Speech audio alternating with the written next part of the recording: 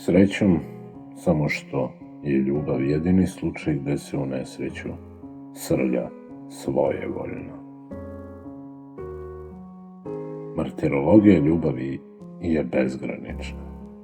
To su skale demonum, koje ljubavnicima izgledaju kao kraljevske stepenice.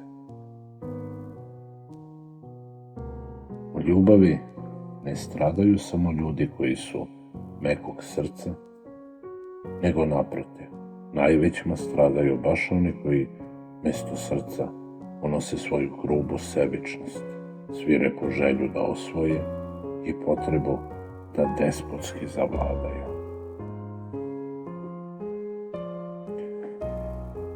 Ljudi koji u ljubav unose odveć srca manje stradaju, jer srce sve pozlaćuje i ne vidi ništa što nije dobro.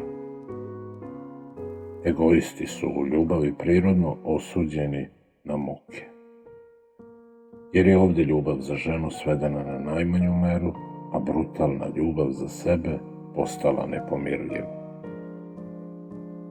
Nikome se ne robuje mračnije koliko samom sebi, jer naša sebičnost, to je tamnica pod zemljom na kojoj nema prozora. Stradaju u ljubavi i ljudi od velike mašte, jer ako mašta zida zlatne tvrđave na oblacima, ona otvara i crne ponore i onde gde nema ponora. Ljubav je najčešće jedno veliko maštanje, jer smo izmislili sve vrline kod žene koju volimo i uobrazili da su sve sreće mogućne i zaključili da su sve prepone sitne i neznatne. Čovek koji voli sve žene nije zaljubljen u ženskost koliko je u ženskost zaljubljen čovek koji voli jednu jedinu ženu. Da čovek odista voli postojano samo jednu jedinu ženu, potrebna je mašta koja ide u priviđenje i prelazi u ludilo.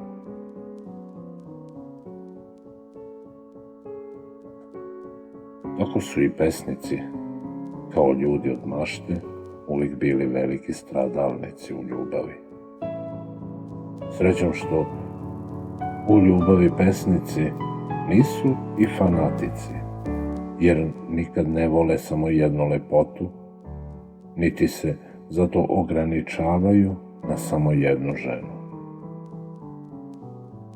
Zato pesnik nije nikad žrtva žene, kao što su mnogi drugi ljudi.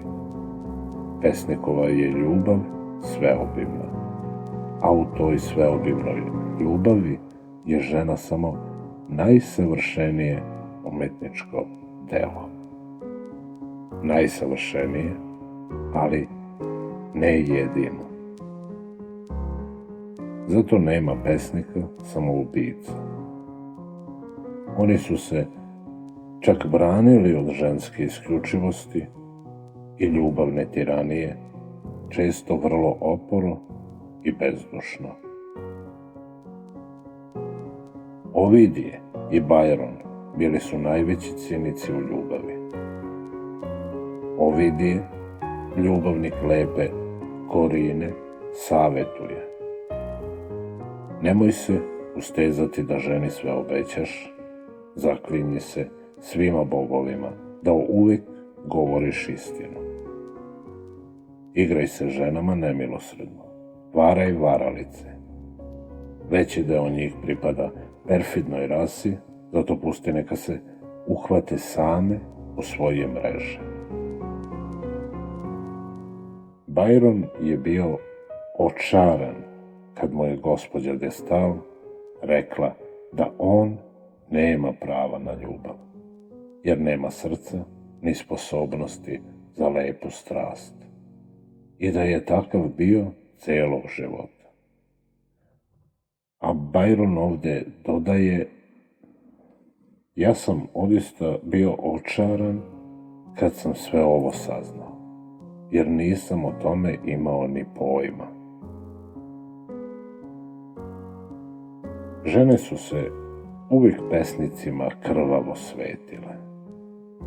To što divljaci naizad poubijaju svoje kraljeve, tako i žene na kraju dotuku one kojima su najpre robovale. Odista, u ljubavi su pesnici pretenciozni, oholi, teško zadovoljni i na kraju krajeva vrlo dosadni. Ali su pesnici u ljubavi iskreniji nego svi drugi ljudi. Anakreont peva: ako možeš da prebrojiš lišće u šumi ili pesak u moru, onda ćeš moći prebrojati i moje ljubavi. Najpre ćeš ih nabrojati samo u Atini 20 i još povrhu 15, u Korintu celu vojsku, jer u Korintu ima najviše lepih žena u celoj Ahaji. I nabrojat ćeš 2000 u Lesbosu, u Ioniji, u Kariji i na Rodosu. Reći ćeš, zar si toliko voleo? Ali nisi još prebrojao one u Siriji, u Kanobosu i one na Kritu, gdje ognjeni Eros vlada nad gradovima. I naizad sve one u Gadesu, u Baktrijani i u Indiji. Na drugom mjestu kaže isti pesnik: teško je ne ljubiti, ali teško je ljubiti. A najstrašnije ljubiti uzaludno. Ni preci, ni vrline, ni genije ne koriste u ljubavi, nego samo zlato. Proklet bio koga je izmislio. Zbog njega se omrznu rođena braća i roditelji i biju krvave bitke.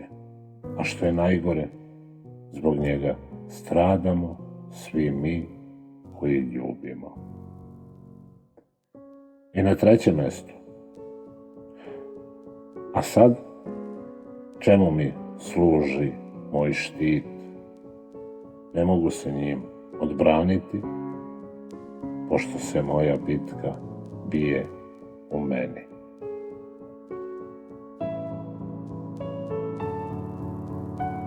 Pesnik Goethe je voleo Katarinetu, Frederiku, Šarlotu, Lili, Kristijanu, Urliku, Marijanu. Slično je sa svima pesnicima. Uostalom, to je zato što su pesnik i ljubav nerazdvojni celog života, za razliku od drugih ljudi. Ljubav je glavni izvor inspiracije i akcije pesnikove, jer je ljubav i glavni motiv njegovog života. Sve što znamo o ljubavi, znamo od pesnika. Da nije bilo pesnika, o ljubavi bi se znalo manje nego o mržnji